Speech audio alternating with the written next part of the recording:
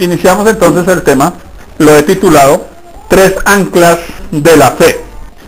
Al principio va a parecer como que estoy en contra de, y después les voy a decir en qué lo vamos a usar.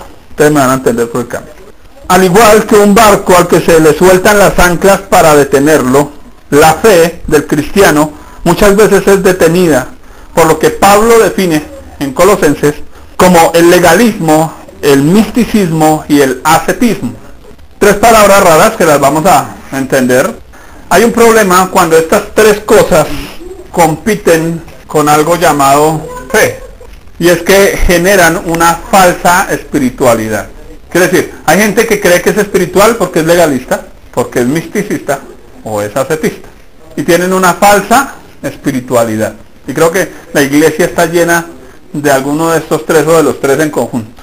Vamos a mirar Colosenses. El gran problema en Colosas, en la época de Pablo, y por lo que Pablo escribió la epístola o la carta a los colosenses, surge porque ciertos activistas agnósticos se introdujeron con los judíos que estaban en contra del evangelio, y muchos de esos judíos habían adoptado el gnosticismo, y entonces revolvieron la ley de Dios con el gnosticismo. Cuando recién estaba iniciando, se infiltraron en la iglesia con ciertas doctrinas, tres doctrinas básicas: legalismo, misticismo y ascetismo, y empezaron a desviar la fe de los creyentes. Uno dice, bueno, pero pobrecitos los hermanos de allá, ¿cierto? No, lo grave es que hoy, hablando de la iglesia en general a nivel del mundo, está minada, casi un 90%, creería yo, de estas tres pequeñas cositas que encontramos aquí. Y me preocupa que de pronto nosotros como iglesia también caigamos ahí. Y entonces vamos a mirar ciertos textos que nos van a ayudar a entender esto para evitarlo en nuestra congregación. Hay un punto, y es que el gnosticismo era una forma de doctrina religiosa esotérica y herética. Todos conocen el esoterismo, ¿cierto? Tiene que ver con la brujería, con la hechicería, con la adivinación, con la magia, etcétera, etcétera. Y se desarrolló durante los primeros años del cristianismo. De hecho, las cartas de Juan también fueron escritas en contra del gnosticismo, porque estaba demasiado minada la iglesia con todo ese asunto. Ellos prometían a sus seguidores conseguir un conocimiento espiritual intuitivo, misterioso y selecto. Anoten esas tres cosas. Mucha gente creía que si adoptaba el gnosticismo iban a ser como personas muy místicas, muy como que esos ungidos que caminan como por allá en el aire, como y demasiado espirituales. Entonces esto en la iglesia generó una espiritualidad que parecía espiritualidad, pero cuando íbamos a la base no había nada, la gente no era espiritual, eran religiosos o legalistas, místicos o ascéticos, cualquiera de los tres. Eso hacía que muchos tuvieran un concepto equivocado de la salvación, porque creían que hacerse creyentes era hacerse seres espirituales raros por allá, o que si eran creyentes y adoptaban el gnosticismo iban a ser más espirituales que otros. Pues mucha gente cree que es más espiritual porque es legalista, o porque es mística, tiene experiencias espirituales muy profundas, o porque es ascético, ayuna 40 días, 40 noches, ahí está. Entonces cree que es más espiritual. Entonces eso empezó a mezclarse allá en la iglesia de Colosas. ¿Y cierto que hoy en día es igual? Y había un problema, y es que mucha gente creía que no solo obtenía una superioridad espiritual frente a otros, o sea, se creían más espirituales que los demás, sino un halo de virtudes. Quiere decir que Dios los dotaba de una sobrenaturalidad o de una cosa tan especial que ya los demás no podían ni tocarlo porque lo tocaban. Entonces, dentro de esto, por ejemplo, nosotros vemos las iglesias que, por ejemplo, en el púlpito tienen unas barritas así, y nadie puede tocar ni siquiera la escalera del púlpito porque tiene que ser un ungido especial, porque si no contamina el altar y la cosa. Bueno, y todo eso hace parte de este cuento. Había una sutileza en ese punto, y son esas tres palabras que les dije que subrayaran: intuitivo, misterioso o selectivo. ¿Qué significa intuitivo? Estoy hablando de algo rudimentario. ¿Qué es rudimentario? Usted tiene en su cocina una piedra afiladita, como las que usaban los indígenas, ¿cierto? Como así. Y aquí al lado tiene un cuchillo japonés de esos bien afiladitos y usted va a partir la carne. ¿Sabe que lo rudimentario, lo intuitivo es que la gente coja la piedrita y con la piedra trate de cortar la carne? Ahora, eso lo hacían nuestros ancestros, ¿cierto? Nuestros padres indígenas allá. ¿Por qué? Porque pues no había la tecnología para hacer los cuchillos. Ellos necesitaban partir carne, pues ahí estaba, ¿cierto? La mujer necesitaba controlar al marido, ahí tenía el bastón como el de Pedro Picapiedra, ¿cierto? Para controlar al marido con su bate. De la misma manera, muchos creyentes empezaron a dejar el cuchillo que ya sabían usar, la palabra de Dios, su vida espiritual que ya tenían, y empezaron otra vez a irse a rudimentos. O sea, a hacer las cosas como las hacían en el mundo, a buscar la espiritualidad como la buscaban en el mundo, ya no como Dios dice que se debe buscar. Y entonces eso era un problema para la fe, porque cuando hablamos de eso intuitivo, implicaba que lo hacían a su manera, ya no lo hacían a la manera de Dios. Entonces usted puede tratar de ser espiritual a su manera. Usted puede decir, bueno, yo voy a ser de una iglesia legalista, y entonces voy a tratar de ser espiritual de acuerdo a los parámetros de la ley. La falda larga, que allá toca orar de rodillas, porque de pie no, que eso es una falta de honra. Bueno, y entonces todas esas reglas y todas esas cosas. Otros decían, no, yo voy a ser místico, yo me voy para una iglesia donde yo sienta la presencia de Dios, sienta la unción, sienta el viento, sienta la paz, sienta todo, y entonces se volvía místico, todo lo sentía, y entonces creía que era espiritual por ser místico, y el otro era un ascético. Entonces el otro decía, yo para ser espiritual, en cambio yo oro, ayuno 40 días, 40 noches, subo de rodillas a Monserrate, y entonces la paso en la casa, me golpeo con hojas de ruda para quebrantar mi pecado, y ahí está el ascético, que sea duro así mismo. En este punto estaban volviendo a lo instintivo y no estaban aceptando la realidad de la vida espiritual que ya tenían, que era la fe. Dice 1 de Pedro 1:19 que la palabra profética más segura a la cual hacemos bien en estar atentos es la Biblia. Hay un punto, ellos estaban dejando la palabra de Dios para irse a sus tradiciones, a sus visiones y sueños, y a sus esfuerzos personales para ser santos, en vez de estar buscando en la palabra de Dios lo que necesitaban. Entonces ellos creían que eran más santos si el pastor los ungía, y entonces si el pastor los ungía, ellos salían sintiéndose como que estaban más limpios que nunca, en vez de ir a buscar a la palabra de Dios. Se ensuciaban y no iban a la palabra, se ensuciaban y iban al ungido para que los ungiera.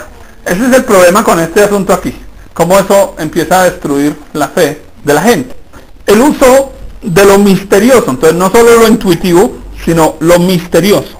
Proponía buscar llaves o señales sobrenaturales que les proporcionaran seguridad. Quiere decir, ellos se sentían seguros si había alguna cosa sobrenatural que pasara. Pero si no pasaba nada sobrenatural, ellos creían que Dios no estaba en el asunto. Podríamos, por ejemplo, pensar en aspectos como que, Señor, la mujer que me gusta, Señor, que cuando el pastor la toque se caiga. Si se cae es porque esa es para mí. Y preciso la señora iba pasando y se tropezó. Uy, Señor, y sin que la tocaras. Sin que la tocara el ungido. Y se cayó. Esa es para mí.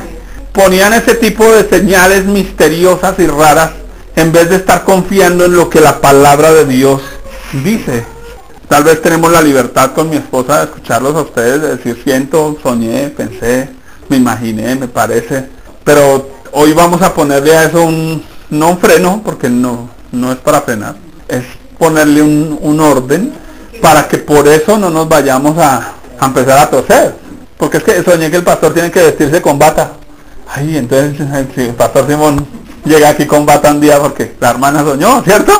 No, espere, vamos a ponerle a eso el orden, porque mire que muchas iglesias por eso se han desviado, y en Colosas estaba pasando exactamente eso. Segunda de Tesalonicenses 2:8-12 dice que habrá un engaño de Satanás en los últimos tiempos con gran poder y señales y prodigios mentirosos. Oiga, mire que no dice que son muchas señales y mucho poder y muchos prodigios, pero ¿cómo son? Oiga, espere, porque no todos los milagros son de Dios, no todos los milagros son verdaderos. Dice que son mentirosos. Ahora, que hacen perder a los que no reciben el amor de la verdad. ¿Cuál es el amor? ¿Dónde está el amor de la verdad? en la palabra de Dios. Es gente que no quiere leer su Biblia, quiere milagros. No quiere leer su Biblia, quiere sanidades. No quiere leer su Biblia. A mí no me prediquen tanto. A mí no me lean tanta Biblia en el culto. Yo vengo a que me oren, a que me toquen, a que me unjan, a que me hagan. Y ese es el gran lío. Y eso estaba pasando en Colosas. Y entonces la fe de la gente estaba desviándose. Hay un punto que debían tener los creyentes en mente. Usted y yo somos creyentes, ¿cierto? Resulta que ellos estaban buscando el misterio, la revelación. ¿Cierto que cuando un pastor dice, tengo una revelación, ya como que uno dice, uy, este señor, ¿qué haría para...? Porque casi siempre cuando dicen, tengo una nueva revelación, la siguiente frase es porque estuve en un ayuno de 40 días y 40 noches. Ascetismo, ¿cierto? Misticismo. Y lo vuelve ley en la iglesia, porque como Dios se lo mostró en una visión, así tiene que ser, y se vuelve ley. Y ahí entra estas tres cosas a la iglesia. El gran lío es que la Biblia nos dice que hay un solo gran misterio en el universo. Uno. Y hoy les voy a decir cuál es ese gran misterio en el universo, y no necesité una revelación después de 40 días, 40 noches. Colosenses 1, 26 al 27. Revelado para ustedes gratis por la palabra de Dios. No hay que ir a pagar nada a ningún lado. ¿Qué dice? El misterio que había estado oculto desde los siglos, ahora ha sido manifestado a sus santos, que es Cristo en vosotros, la esperanza de gloria. ¿Sabe qué es lo más misterioso que tenemos los creyentes? Que Cristo está adentro. ¿Quiere una revelación? Mire allá adentro. ¿Sabe qué hay allá adentro suyo? Cristo en mí. ¿Qué más misterios quiere? Mientras que aquí se les estaba proponiendo por los gnósticos a los colosenses que buscaran algunos misterios espirituales. Vamos a mirar cuántas escaleras hay para el cielo. Vamos a mirar a ver cuántas puertas hay en el infierno. Vamos a mirar cuántos tipos de demonios existen. Eso estaban haciendo los colosenses. Y estaban dejando de entender que el único gran misterio que ya había sido revelado era que Cristo estaba en sus vidas. Y entonces andaban persiguiendo demonios, buscando huestes angelicales por allá raras, en vez de estar contemplando la esperanza de la salvación en su propia vida, en su propio corazón. Ya me entienden para dónde vamos, ¿cierto? Esa búsqueda selectiva, que es la tercera palabra que les dije que subrayaran, en la época de Pablo era común que las personas buscaran maestros a su gusto personal, que les dijeran lo que fuera más atractivo para sus oídos. Quiere decir que la gente no estaba buscando el evangelio de la palabra de Dios, estaba buscando personas que les dijeran lo que ellos querían oír. Entonces, habían iglesias legalistas para los que les gusta la ley, ¿cierto? Habían iglesias misticistas para los que les gusta sentir y experimentar cosas, y habían iglesias ascetistas para los que les gustaba que les dieran duro, predicaciones de 3 horas, y entre más yo me aguante aquí en la silla sentado a escuchar al pastor, más santo me hago. Y entonces se aguantaban lo que fuera. Y hemos escuchado, por ejemplo, el pastor Camilo que estuvo acá nos contaba que a él su pastor le daba palo. Usted no le entra a la Biblia, ¡pah! Salga, demonio de brutalidad que tiene. Y le daba su palazo. Y mucha gente cree que eso es espiritual. Escuchaba yo que ya alguien que salió de una iglesia, no digo nombres a no meterme en líos, pero el hombre le decía a otro pastor, le decía, hermano, ¿sabes qué es lo que más extraño? Los pellizcos de mi pastor. Ese no extrañó el mensaje del evangelio, los pellizcos de su pastor. Porque hay gente que se vuelve masoquista. Esto es masoquismo, mis queridos, espiritual. Entre más pellizcos recibo del ungido, más ungido soy también, ¿cierto? Terrible. Todos conocemos el texto de 2 Timoteo 4, 3 al 4, dice que no aguantarían la sana doctrina, sino que se amontonarían maestros para sí mismos que les digan lo que quieren oír. Quiere decir que mucha gente busca iglesias a su gusto, pero no están buscando la palabra de Dios. Saben que para el creyente hay una sola opción, una sola. Hechos 4:12, y dice, en ninguno hay salvación sino solo en ¿quién? En Jesús. En ninguna otra persona sino solamente en Jesús hay salvación. Pero la gente cree que por ir a una iglesia se va a salvar. No, eso es una vaina ridícula. Eso no funciona de esa manera. Usted por estar sentado ahí no se salva, ¿sí o no? o por no ir se va a condenar. Eso es legalismo, ¿cierto? El gnosticismo entonces lo que estaba proponiendo era un camino diferente al de la fe, para ser salvo o para ser espiritual. Entonces muchos creían que tenían que cumplir la ley para ser salvos, otros decían tengo que tener una experiencia espiritual para que confirme que yo sí soy cristiano. Otros decían tengo que hacer muchos esfuerzos para ser cristiano. Eso se proponía en algunos sitios. Nada de esto traía salvación. Pero también pasaba que algunos que ya eran creyentes decían, tengo que ser legalista para ser más santo. Otros decían, tengo que tener alguna experiencia espiritual para ser como el ungido que está allá, igual de santo, de brillante, ¿cierto? Y otros decían, no, tengo que orar, ayunar, darme golpes de pecho para ser más santo, más espiritual. Entonces mire que era un problema bastante grave. Ahora, cierto que hoy nos proponen en muchos sitios exactamente lo mismo. Vamos a mirar de qué forma operan estas tres anclas de la fe. Ustedes imagínense un barco y el barco necesita las anclas, ¿sí o no? Pero si usted lanza el ancla, ¿qué va a pasar con el barco? Se detiene, ¿cierto? Se estanca. Colosenses 2:6 dice, por tanto, de la manera que habéis recibido al Señor, andad en él. ¿Cómo recibimos al Señor? Por la fe. ¿Cómo debemos andar en el Señor? Por la fe. Oiga, no reemplace la fe por legalismo, misticismo, ascetismo. Miremos entonces el legalismo. Colosenses 2:16. Por tanto, nadie os juzgue en comida o en bebida o en cuanto a días de fiesta, luna nueva o días de reposo. ¿A través de qué entró el legalismo? Diga, juzgar. Oiga, el legalista generalmente le dice a usted, pero mire cómo está vestido, ¿qué escucha? Pero mire usted qué ve, pero mire usted qué piensa, pero mire que usted con quién se junta. ¿En qué piensa el legalismo? A juzgar. El legalismo sigue una lista de no bastante rígida. No manejes, no gustes, no toques. Dice Colosenses 2:21 al 22.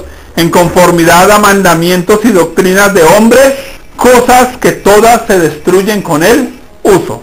Quiere decir, tomaron cosas de Dios, le pusieron un título humano y hicieron que usted lo cumpliera. Básicamente el legalismo entonces está siguiendo una lista de nos. Miremos algunas listas de nos.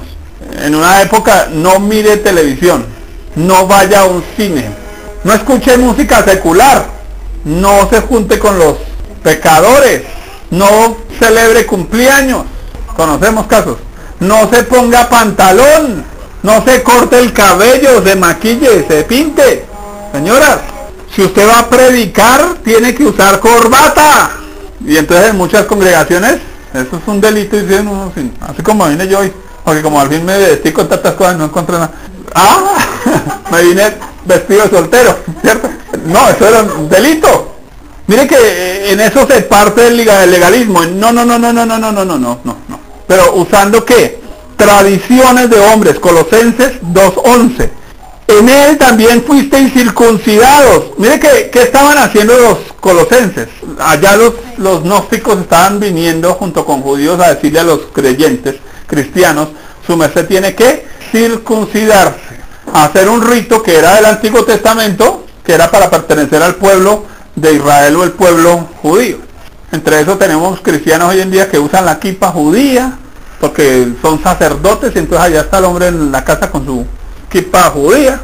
Él dice que la circuncisión que nos dio fue diferente, no era una circuncisión física, ¿cierto? Colosenses 2:11.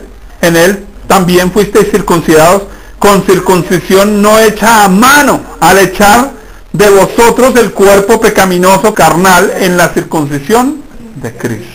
Quiere decir que el creyente ya está circuncidado, pero no físicamente, sino espiritualmente, pertenece a la iglesia, al cuerpo de Cristo.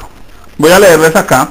R.C. Sproul, un teólogo, dice las siguientes cosas, voy a leerlas. Que el legalismo es propiamente sacar la ley de su contexto y propósito original. Quiere decir, los judíos que guardaban la ley no eran legalistas. ¿Quiénes eran los legalistas? Los que sacaban la ley de su contexto.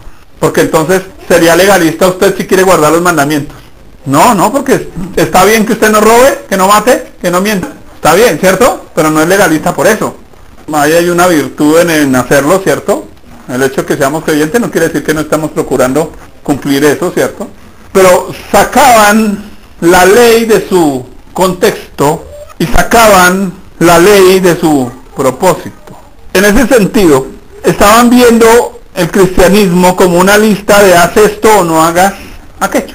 Es decir, seguían principios morales fríos, mortales, que no tenían ningún valor en la vida espiritual.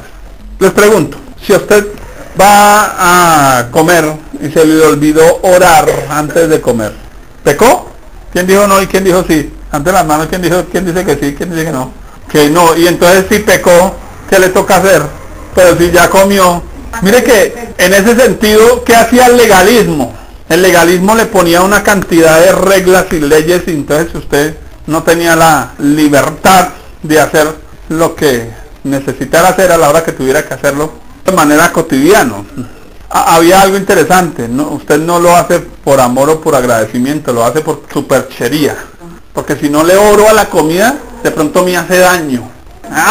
Mire cómo esto se ha infiltrado en la iglesia. Ahora no estoy diciendo que no ore por la comida, quiero orar por la comida, hágalo. Pues de mi parte, yo la verdad, yo estoy agradecido con lo que como y que me parece suficiente. Todos los días le doy gracias a Dios por todo lo que nos da. Pero se había infiltrado eso dentro del cristianismo. Ahora, el objetivo de la verdadera teología cristiana es la gracia. Entender que todo lo que tenemos es porque Dios nos lo da. O ese plato de comida se lo dio el diablo y por eso le toca orar por él. Ahí está el problema, ¿cierto? Que no le estamos recibiendo como de parte de Dios, sino como de pronto viene como contaminado o alguna cosa. No. Hay cosas que se han sacado de contexto, después vamos a estudiar de pronto un poquito sobre ese concepto. Y la esencia de la ética cristiana es la gratitud. ¿Qué significa? Que yo no hago las cosas por obligación, sino por gratitud. Eso cambia entre un legalista y alguien que solo tiene fe. El que tiene fe es grato, está agradecido. El que tiene legalismo se siente obligado. Nos obligaban a orar, ¿cierto? A traer el cuaderno devocional. Teníamos que traer el cuaderno devocional. Eso es ley. Pero no lo hacíamos porque estuviéramos agradecidos de todo lo que Dios nos habla y anotando todo lo que Dios nos habla. ¿Sí? ¿Ven la diferencia? Desde ese punto de vista, Sproul dice lo siguiente. Existen tres tipos de legalismo. Primero, el legalismo que no busca obedecer a Dios y a Cristo primero, sino que obedece primero las reglas humanas. Oiga, hay gente que a pesar de que están viendo, por ejemplo, que su ministro está haciendo algo indebido, conocemos el ejemplo del pastor de Pasto, ¿cierto? Está abusando de las hermanitas, está firmado en video, es la cara de él, es la cara y, perdóneme, no digo más, de las señoritas, y la gente dice, pero es que no hay que tocar el ungido. Aquí me sigo congregando con este pervertido. Pero eso es gente que de alguna manera tienen ley. ¿Cuál es la ley? Un versículo mal sacado de su contexto. ¿Cuál? No toquéis al ungido. Perdóneme, ese no es ungido, es un depravado. A veces tocaba tocarlo. No me diga que es un ungido. Pero el legalista dice que es un ungido. Él no lo llama como tiene que llamarlo. Hay alguien que le está sacando la plata a la gente 20 minutos en la ofrenda y sacándole a la gente la plata, perdóneme, eso es un ladrón. Eso no me diga que es un pastor, no me diga que es un predicador. Es un ladrón, punto. Pero el legalista lo llama el ungido del Señor. Él verá qué hace con la plata y con los aviones que le compramos, ¿cierto? Terrible. Son avivatos, manipuladores. Pero el legalista tiene una mentalidad de agrado primero al hombre que agradar primero a Cristo. Ahora Pablo dice, si yo quisiera agradar a los hombres primero, no sería siervo de Jesucristo. Un pequeño detalle. Yo prefiero servir a Cristo y que me tilden de todo lo que quiera y agradarlo a Él según lo que su palabra dice y no estar agradando a un poco de gente que está manipulando y usando a los demás para sacar provecho para ellos. El segundo tipo de legalismo es el que no distingue, y escuchen esto, entre la ley de Dios en su forma externa y el espíritu de la ley. Ahí hay una diferencia. El espíritu de la ley es el propósito por el que Dios escribió la ley. Para poderlo entender les voy a poner el ejemplo del famoso diezmo. El legalista, ¿qué dice? malditos sois con maldición todos los que no trajeron el diezmo hoy. Párelo ahí. Y entonces él dice, ustedes están en maldición, tienen que traerlo a las malas y si no. Pero ¿qué dice el espíritu de la ley? Vamos a leerlo, Deuteronomio 26:12. Cuando acabes de diezmar todo el diezmo de tus frutos en el año tercero, en el año del diezmo, darás también al levita, al extranjero, al huérfano, a la viuda, y comerán en tus aldeas y se saciarán. Oiga, qué diferente. ¿Para qué Dios había establecido el diezmo? Para compartir con los pobres y los necesitados. Ese era el verdadero propósito del diezmo. Era obligar a la gente a traer la plata a la iglesia. Eso lo hace el legalismo, eso no lo hace la fe. La fe comparte. Mire la diferencia. Mucho de este tipo de legalismo obliga al cumplimiento de la mera letra de la ley. Tenemos las congregaciones legalistas, por ejemplo, que tomaron inclusive textos del Nuevo Testamento. La mujer calle en la congregación. ¡Ah, caramba! Y entonces las pobres señoras son un cero en la izquierda en esa iglesia. Eso es legalismo. Iglesias donde las mujeres se sientan a un lado, los hombres se sientan al otro. Donde las mujeres no pueden predicar. Entonces, ahí estaba como todo este asunto mezclándose ahí, porque los gnósticos estaban haciendo muy bien su trabajo. Y hoy tenemos muchas iglesias rodeadas de legalismo. Inclusive iglesias que no parecen legalistas. Si usted no trae sus 12, no sirve en esta iglesia. Una ley. La ley tiene sus 12, manda gente a encuentro, y si no, no funciona aquí. Eso es ley. No parece, pero lo es. Si usted quiere servir en esta iglesia, tenemos que ver sus libros de contabilidad, cómo está usted diezmando. Y si no diezma suficiente, usted no sirve de líder. Eso es ley. Claro el asunto, ¿sí o no? Ahora, el tercer tipo de legalismo era el que agregaba reglas humanas a la ley divina, sus ideas personales. Por ejemplo, tenemos a una señora, esa sí puedo nombrarla porque es una secta, la señora Elena G. de White. Ella dice que encuentra un versículo y el versículo dice, no toquéis lo inmundo. Y entonces salió una gaseosa famosísima llamada Coca-Cola. Y entonces dicen, Coca-Cola. No, pues es una gaseosa hecha de coca. Eso es inmundo. Prohibido tomar Coca-Cola. Pero los adventistas no toman Coca-Cola. El café lo secan con sangre. Y eso lo sabemos todos. ¿Cierto? Cuando estaba muy verde lo terminan de secar con sangre. Entonces no toman café. Mire cómo tomé algo de la ley de Dios y lo convertí en una tradición humana. Los testigos de Jehová, para que entendamos un poquito más esto, dice la escritura, porque nosotros somos extranjeros y peregrinos, nuestro reino no es de este mundo. Eso significa entonces que nosotros, los testigos de Jehová, no izamos la bandera, no servimos en el servicio militar, no celebramos fiestas patrias, porque nuestro reino no es de este mundo. También hablan de ese asunto de la sangre. Tomaron otro versículo por allá de otro lado. Entonces, ¿qué son el legalismo? Entonces, el legalismo es el que toma ese tipo de cosas y las convierte en tradiciones de hombres. Hay una señora, la verdad no la llamo pastora, la llamo bruja, doña Ana de Méndez Ferrer. Para mí no es otra cosa, para mí la señora no es evangélica. Salió un día con la siguiente frase: los ojos en los cuadros son vigías o vigilantes espirituales. Y entonces todos los hermanos que tengan cuadros con alguna imagen en el rostro de alguien, unos ojos, saquen eso porque el diablo los está mirando. Eso es legalismo, eso es misticismo. Mire cuántas cosas se nos han infiltrado, así como con disipeto, en medio de cristianismo. La pregunta es, ¿qué cosas debemos nosotros hacer para ser aceptados por Dios? Dice que siendo aún pecadores, Cristo murió por nosotros. No me diga que usted va a obedecer y Cristo dice, ay, como eres tan obediente, te tomo para mí. No, carreta. No funciona de esa manera. Dice que nos amó de pura gracia. ¿Qué significa pura gracia? Porque se le dio la gana amarnos. ¿Qué tiene que hacer usted para agradar a Dios? Diga conmigo, nada. Creer que Él la ama así como usted es. Pero el legalismo le dice, no, Dios no te ama si tú no cumples. Y entonces le saca la lista. ¿Sí me entiende la diferencia entre la fe y el legalismo? El legalismo le dice, pero si tú diezmas, si tú ofrendas, si vas a la iglesia todos los domingos sin fallar a ningún lado, entonces ahí sí eres una persona de fe y Dios te va a aceptar, Dios te va a amar. No, no, no, no.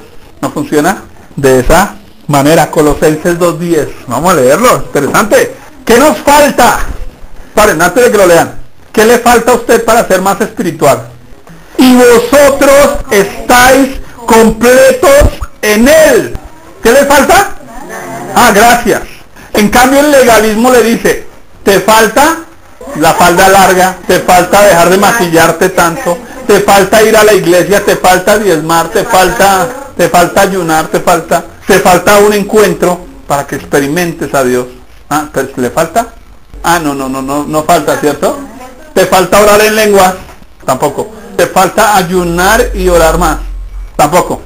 Estamos entendiendo ahora sí este asunto. Siguiente palabra, misticismo. Colosenses 2:10. Pablo está con este versículo que hizo Pablo. Desarmó todo eso que los colosenses le estaban diciendo a los creyentes. Estás incompleto. Tienes que ir a un encuentro para completar. Tienes que recibir sanidad interior, liberación, restauración, la unción. Tienes que ir a un congreso más, a una clase más. No. Pero vale tanto, sí, gracias. ¿Cierto? No. ¿Qué le falta al creyente? El problema es que los creyentes se estaban desviando, en vez de estar conociendo a Cristo a través de la palabra de Dios y relacionándose con Él. Estaban tratando de cumplir leyes, experimentar cosas o hacer cosas. No lo estaban disfrutando a Él. Es como Marta. Llega Jesús a su casa y en vez de ella sentarse a decir, venga, charlamos, venga, lo escuchamos. ¿Ella qué hizo? Legalismo. Me toca atender a la visita. Y entonces se va para la cocina y la visita se quedó aquí, esperándola. Y muchos creyentes están tan ocupados haciendo tantas cosas que están dejando de tener una relación personal, única y viva con Cristo, porque creen que les falta algo más, alguna experiencia más, pero ya lo tienen todo. Están buscando lo que ya tienen. ¿Dónde lo tienen? Diga conmigo, Cristo en... ¿Dónde está el misterio? Cristo en mí. Qué lindo, nos vamos a librar hoy de aquí estas tres cositas. Misticismo. Colosenses 2:18. Nadie os prive de vuestro premio afectando humildad, culto a los ángeles, entremetiéndose en lo que no ha visto, vanamente hinchado por su mente carnal. Aquí nos está describiendo qué es la persona mística. La persona mística es la que está vanamente hinchada en su mente carnal. Empieza a imaginarse cosas. Ella no se está basando en lo que la Biblia dice, sino en lo que soñé, pensé, vi, me pareció, me imaginé. Aquí hay un punto. Ella definía sus creencias en base a sus experiencias espirituales. Ahora, está bien que tengamos experiencias espirituales, pero ellas no definen nuestra vida, lo que somos como creyentes. Lo que define lo que somos como creyentes es ¿qué? Cristo y la palabra de Dios. Punto. Porque entonces, si yo tuve una experiencia angelical, entonces toda la iglesia tiene que... ¿Ya vio los ángeles? ¿Ya los vio? Tiene que tenerla. No. Cada uno tiene una experiencia única y personal.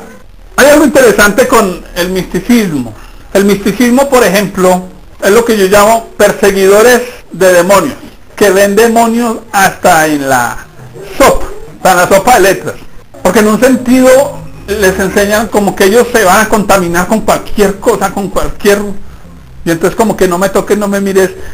Llegó por ejemplo un homosexual a su casa, ¿cómo me le va? Usted no es capaz de... Dios le bendiga, ¿cómo está? ¿Lo haría? ¿Lo haría o lo pensaría? Ah, lo haría, gracias, excelente, esa es la actitud. Pero ¿cuántos? ¿Y si me contamino? Se me prende el espíritu. Sí, eso es misticismo. Pedro era un misticista. No solo era legalista, era un misticista. Él dice, yo nunca he comido nada inmundo. Le dice a Dios en persona. ¿Se acuerdan que bajó allá una comida y Pedro le dice a Dios, yo no he comido nada inmundo? ¿Quién le está ofreciendo el plato? Dios. Ah, Dios le está sirviendo. Es como si Dios viniera con un plato de comida y usted le dice, no, yo no he comido eso, no lo voy a comer. ¿Se lo está ofreciendo quién? Dios. ¿Sabe quién necesita que nosotros nos comamos muchas cositas que no nos agradan? ¿Cierto? Abrazar al homosexual, a la prostituta, al drogadicto, porque es mal entendido, porque la imposición de manos en la Biblia es para poner ministros, punto. Y tiene que ver con un contexto totalmente diferente. Por ejemplo, el estornudar era un misticismo también. Por ejemplo, los sacerdotes en la antigüedad creían que cuando usted estornudaba se le salían los demonios. Y entonces que eso era bueno. Pero el problema es que los demonios quedaban por ahí volando. Entonces usted tenía que decir salud. ¿Para qué? Para que el demonio no se le pegara de pronto y le trajera una enfermedad. En serio, le estoy hablando de algo que es real. ¿Sí? Eso es misticismo, mis queridos. Y si volvía a estornudar, dinero, porque de pronto el espíritu demoníaco que quedaba por ahí volando lo arruinaba. ¿Sí? Y después decían amor, porque pues, y después amén, si quedaba la cuarta. Misticismo es, vamos a limpiar los aires de este lugar. ¿Cómo se hace eso? Perdónenme, si Dios está ahí, ahora yo me imagino, yo quiero imaginarme a Jesús entrando a la barca de los discípulos. En esa barca, los discípulos pescaban, ¿cómo leería? Bueno, los discípulos mantenían generalmente descalzos, ¿cómo leería? ¿Cierto? ¿Cuánta contaminación había en esa dichosa barca? ¿Cuántos pescados se vivieron podridos ahí seguramente también? ¿Cuántas cosas hablarían los marineros en esos barcos? ¿Con cuántas palabras bonitas? ¿Eran bien hablados los marineros? No, ¿cierto que no? Se imagina a Jesús diciendo, préstame tu barca, pero espérame, la unjo y limpiamos los aires de la barca para que yo pueda predicar. ¿Cierto que no? Pero a nosotros sí nos han... Esto se llama... ¿Saben que me llamó la atención aquí una palabra y es que tenían su mente hinchada? Quiero que piense en alguien con cabeza de melón y alguien con cabeza de bomba. El que tiene cabeza de melón, ¿usted qué puede hacer con el melón? Tiene peso, tiene rellenito allá y usted se puede alimentar con eso, ¿sí o no? Pero el que tiene cabeza de bomba, ¿qué tiene por dentro? Puro aire. Así que algunos que parecen espirituales, porque están muy inflados en su cabeza, no tienen alimento. Quiere decir, tienen su cerebro vacío de la palabra de Dios. Y entonces, ¿qué tienen por dentro? Aire. Y entonces todos se lo imaginan, se lo sueñan, se lo visionan, etcétera. Yo les conté a ustedes, mis queridos, que nos ofrecieron una iglesia en Tocaima. No les he contado esa historia. Estaba mi querido Hernando allá conmigo. Mi esposa dijo, vaya. Pero me enteré que la famosa apóstol, pues era apostólica. Ahora ustedes saben lo que yo pienso en mi movimiento apostólico profético. Yo creo en los apóstoles, creo en los profetas, pero no creo en ese movimiento. No digo nombres para no meterme en líos de qué iglesia era. Y la llamo y le digo, bueno hermana, su merced quiere que nosotros le ayudemos en su congregación. La idea mía es llevar un plan de trabajo para que pues nos organicemos cómo hemos de trabajar, porque usted tiene personas nuevas, pues la idea es darles un discipulado. Me dice, no señor, usted está en la carne. ¿En la carne? ¿Y por qué? Dice, no, porque lo que vamos a hacer es, yo voy a traer a 2 profetas, nos vamos a reunir y lo que el Espíritu nos muestre que hagamos, eso vamos a hacer. Eso vamos a predicar, eso vamos a cantar, todo lo que el Espíritu nos vaya mostrando. Yo le digo, no, qué pena señora, yo hago lo que Dios dice en su palabra. Y si a usted le parece que soy carnal porque hago lo que la Biblia dice, no me interesa. ¿Sabe que eso es misticismo? Misticismo es que nos toca revelación para todo. No, y perdónenme, la Biblia ya nos dice todo lo que tenemos que hacer. Sí, vemos la diferencia. Hay un problema con el misticista. Juan 7:18, se lo leo.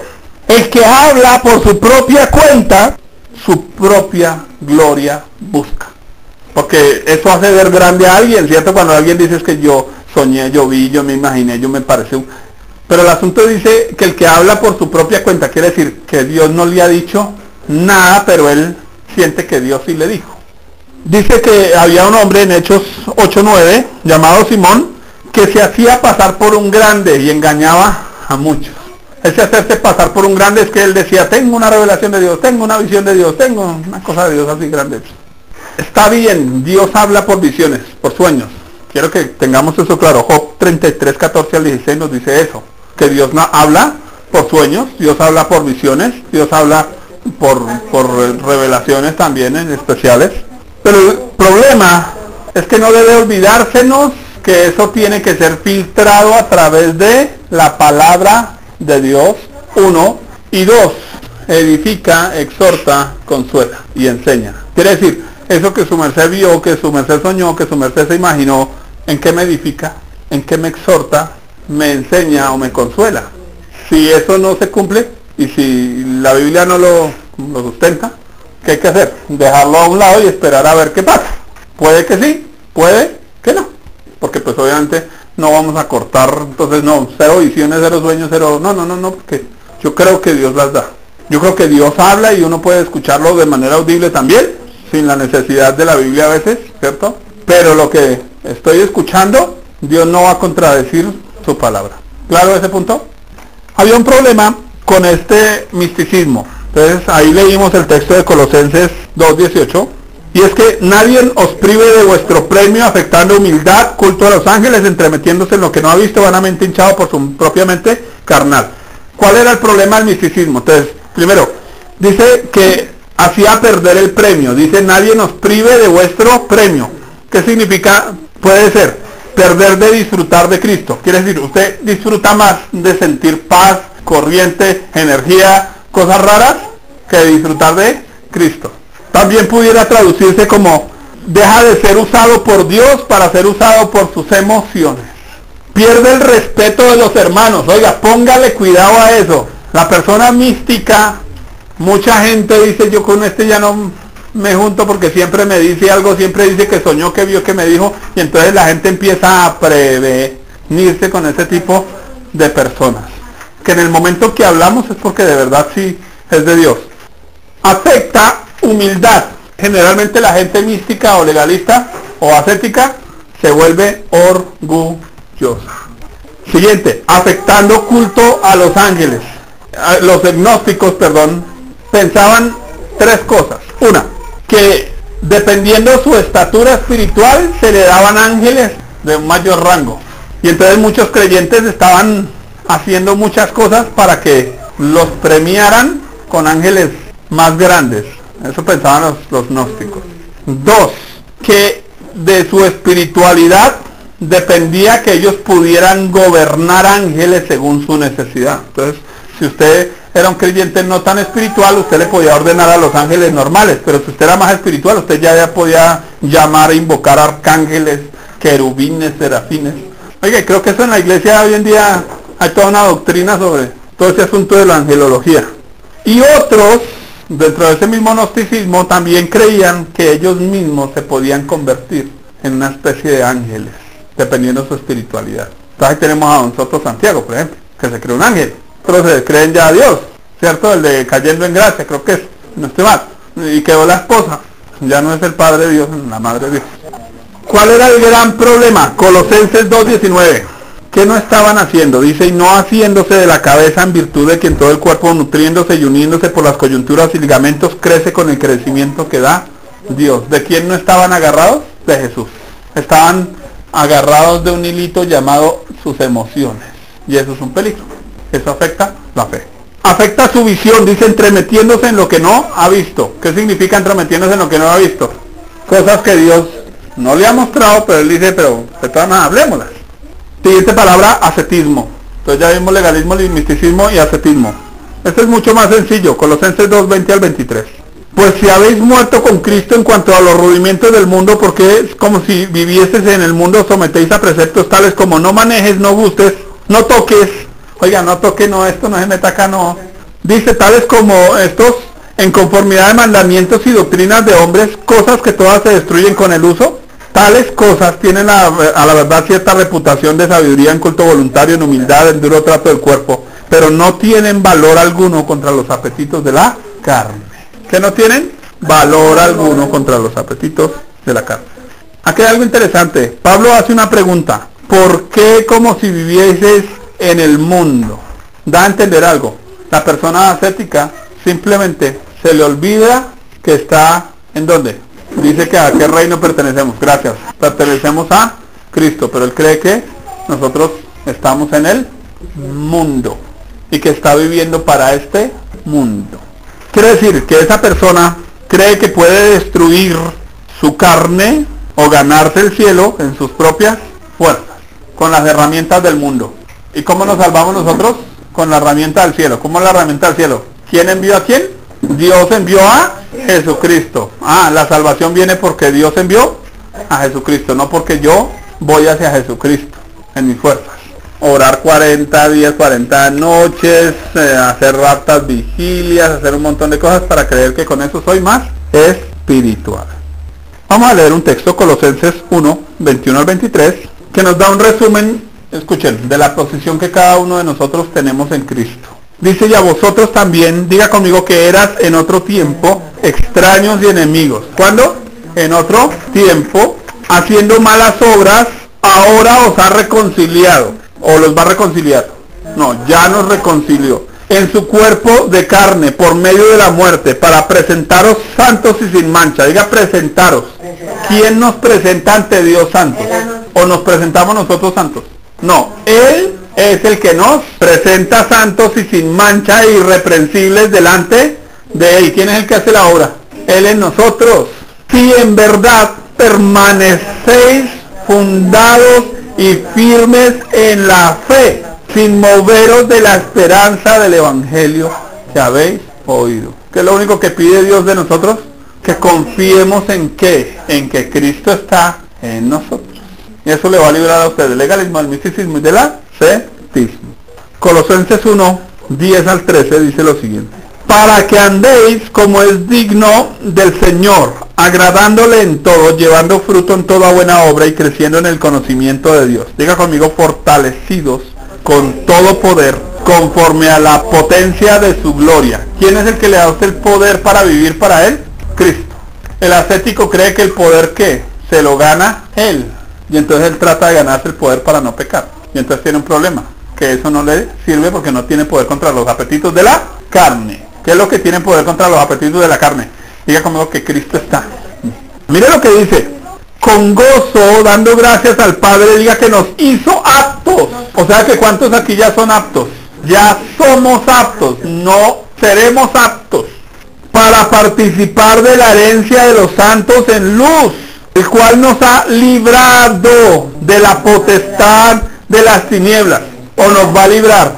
Ya nos ha librado. Y entonces, ¿por qué están tratando de que nos terminen de librar? O sea, nos toca terminar de romper cosas. Queda interesante leer eso en Colosenses, que la Biblia dice que ¿qué hizo el Señor? Que exhibió públicamente a los principados, las potestades, y triunfó.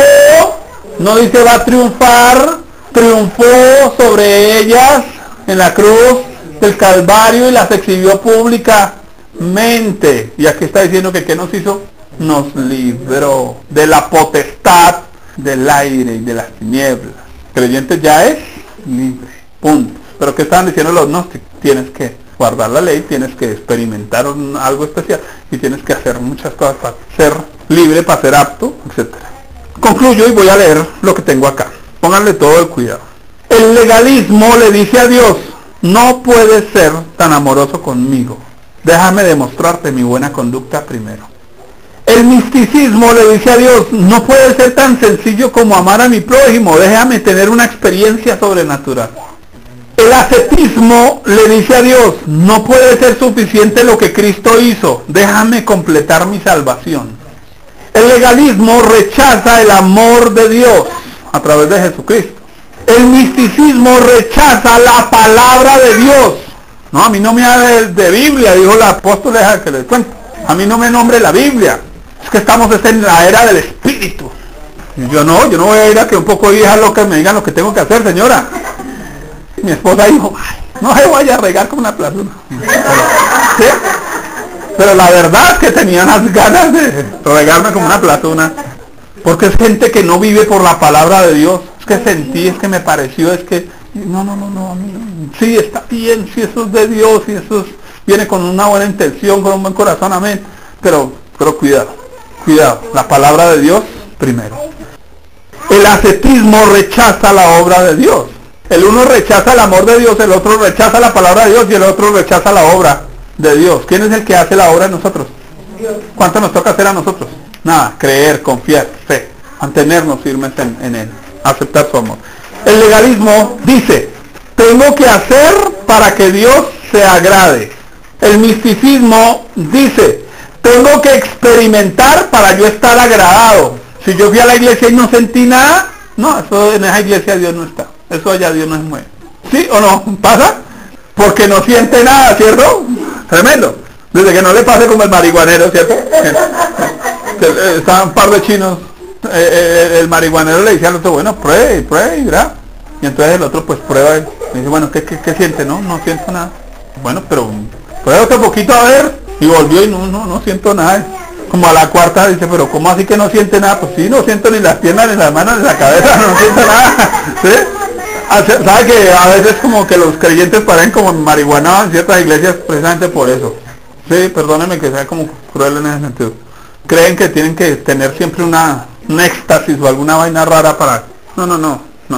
Ahora, el ascetismo dice, tiene que dolerme para que sea justo. O sea, si no me duele, o sea, pequé y voy y oro, Señor, perdóname porque pequé. Y sale y dice, no, me toca volver a confesar eso otra vez, pero esta vez que me duela. ¿Sí? Y entonces se dan golpes allá contra el piso para que les duela. El legalismo dice, letra, no espíritu. Solo letra, pero nada del espíritu. ¿Sí? A mí no me salgan con visiones, con sueños, con cosas. Graves, también graves, ¿cierto? El misticismo dice, espíritu, no letra. Entonces a mí no me nombre la Biblia, yo tengo una unción, ¿cierto? El ascetismo dice, yo, no Dios. O sea, esto lo arreglo yo. Eso no me lo arregla Dios. Esto lo soluciono yo, no Dios. La fe, entonces aquí ahora sí vamos a ir concluyendo precisamente este punto. Dice, ley para hacerte ver tu pecado, traerte a juicio y darte un salvador. Por eso el tema se llama 3 anclas de la fe. Porque ¿qué pasa con un barco sin anclas? ¿Qué pasa si nosotros como cristianos no tuviéramos algo de ley? Nos desordenamos, terminamos como los amigos de cayendo en desgracia, ¿cierto?